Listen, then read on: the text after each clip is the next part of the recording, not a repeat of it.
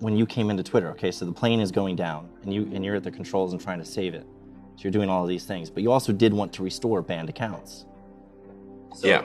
And so, like, the trust and safety team and everybody, were they arguing with you about that, pushing back on that, or was it primarily advertisers who were giving you the most pressure and saying, if you restore all these accounts, we're pulling our ads? What was happening there with the pressure you were getting? Well, I mean, it was just a totally chaotic situation.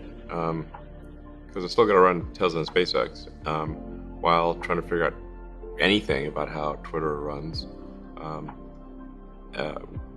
Where I exited the top 4 people in the first hour, and then there were a ton of others that either got exited or quit. Yeah. So I was really just trying to keep the wheels on the bus is the top priority. The Twitter code base is actually much more complex than you think, and it's not something that just works. It requires a lot of care and feeding. And there were many people who predicted that the service would go down and Twitter's not going to exist after this weekend. There was a whole World Cup was going to kill it, right? it was going to get crushed by the World Cup. Right. A number of predictions that Twitter is about to die were ridiculous. I mean, one can just go like almost farcical, frankly. Yeah. It's like, but it was still they did kind of have a point in that it wasn't super easy to keep things running.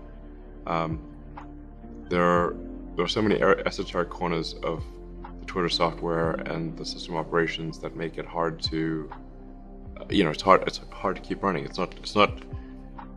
Can't emphasize that enough. It's not it's not like some app on the phone that just works. It's a super complicated thing. Financially, it was a very tough situation because Twitter in a normal year would do probably $4.5 billion in revenue, $4.5 billion in cost. So they'd probably lose a little bit of money because that's why I call it a really expensive nonprofit, because Twitter is over its lifetime, I believe, negative on profitability. Like, it's lost more money than it's made. Because of the high price of the acquisition, which is very foolishly high on my part, there's $12.5 billion of debt, and debt servicing is $1.5 billion. So, and then there's a cyclic decline in advertising that seems to start maybe around May of this year, but was pretty significant. That's what you saw Facebook and Google and others also do some layoffs as a result.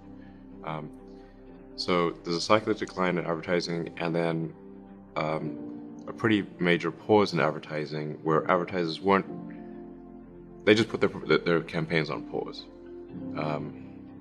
They didn't definitively say no. I mean, in a few cases they did, but most... You mean in response to you taking over and promising free speech? They're like, oh, we don't want free speech. Yes. Well, it's more like they are worried about something that would affect their brand, I suppose. Although it seems like sometimes they worry about the wrong things. Yeah. The things they should be worried... They should be worried about some things and they aren't, and aren't worried about other things and should be. But nonetheless, there were a lot of the advertisers put their advertising on pause, kind of to like see where things go, and that causes about I'd say almost a 50% reduction in revenue immediately. So in rough terms, we're doing about negative $3 billion a year in cash flow, and possibly trending to do worse than that, possibly 4 or 5. It's hard to tell where the bottom was. And $1 billion in the bank, so roughly 4 months to live. What were the options if you ran out? Like, you would have to continue to fund it. You'd have to seek funding from outside. Yeah, I mean, there's a limit to how much Tesla stock I can sell, and I can't sell it all the time. I mean, the reason I sold stock in December last year was, which I regret at this point, was because I wasn't sure how much money Twitter would need. I thought, I might in October it was a $6 billion cash burn, and we don't know where revenue is going to bottom out. I had to get the company to financial stability, which I think we're close to financial stability, roughly not quite break even, but close to it. And I think trending positively. I think it's at least the plane's in level flight. the engine of engineering, software engineering, is in much better shape. I think we've deployed more features and capabilities in the last 6 months than Twitter has done in the last 6 years. So, with 20% of the team. That's crazy. Yeah. Do you feel like it was worth it? I mean, do you ever regret it and go, why did I do this thing just to make a stand for free speech? Or I think it was necessary, and I wouldn't say that there's anything that's, in retrospect, has caused me to.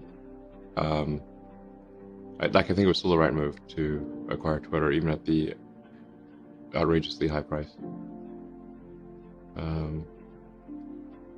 Yeah, I think it's gonna turn out to be important. Well, the price wasn't just financial either. It's like, No, I mean, this is a.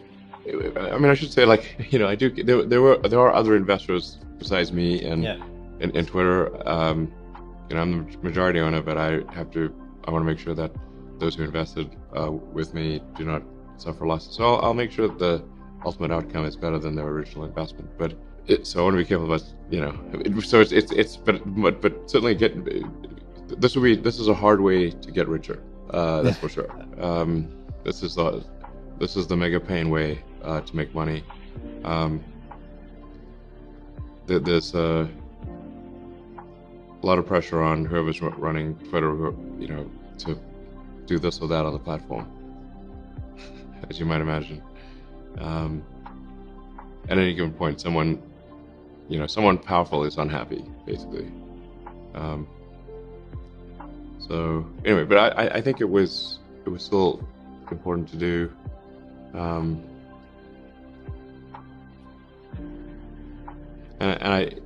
Because pretty much all of the social media companies and the search companies were acting in unison, and along with the legacy media. So it was just, where do you find, where do you find the truth? And if everyone is in lockstep with the lie. Well, did you see Obama's comments recently in a CBS interview? I think it was CBS, where he was talking about how the thing that keeps him up at night is how the media, there's like diversity in the media now, and there didn't used to be. And so now you have different narratives and people basically inhabiting different realities. And that's the thing that's like keeping him up at night, is like the big problem that we face right now. you wanted to go back to the glory days. Yeah, there was one narrative. And the media was unified. 3 different channels all telling you the same. So you disagree. You're telling us you disagree. Well, I haven't seen the full video, so it's possible there may be